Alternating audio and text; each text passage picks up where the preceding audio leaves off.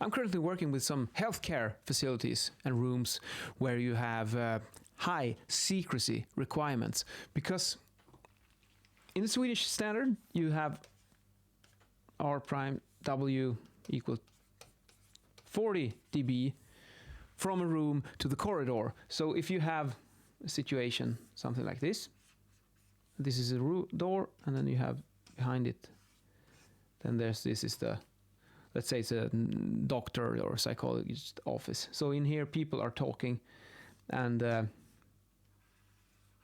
secrets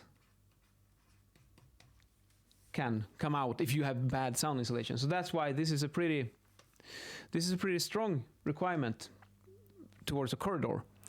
And this requirement, it's based on that people are only passing by. It's a transport. They are not stationary outside the door. But I came across now a situation where it's like a waiting room outside here. So let's say if you put a chair here so that someone can sit down here outside this room and wait. They're stationary now, they're not in movement.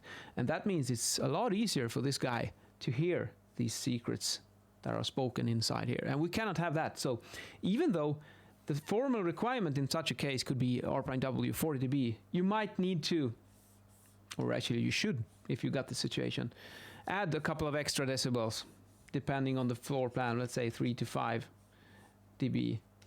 So that what that means is that you typically should upgrade the door, put a better door here, go to the next sound class on the door, and perhaps also might want to boost up the wall a little bit, but it's usually the door is the weakest link. And also be very careful if you have this secrecy issues with these little ventilation openings, which can introduce crosstalk.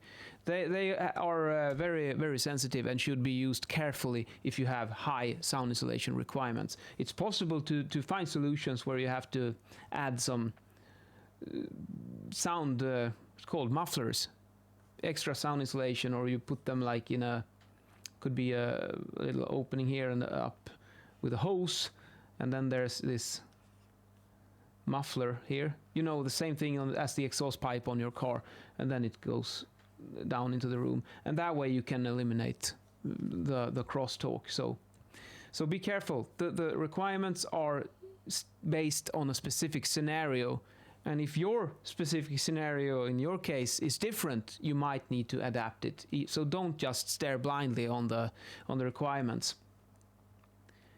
You should design your buildings so that secrecy and annoyance is maintained and avoided, respectively. It could also go in the opposite direction. Like if you have a requirement, but it's obvious that there is no risk of annoyance, for instance, you could be happily reduce the requirements in that case. So there is some flexibility, and it's possible to be a bit pragmatic. But this one is not that obvious that you should upgrade the sound insulation. Anyways, in today's video, I'm wearing a burgundy shirt, gray jacket with window pane pattern, and an orange pocket square. And orange, burgundy, and gray are a very good combination that always works, I think. See you later.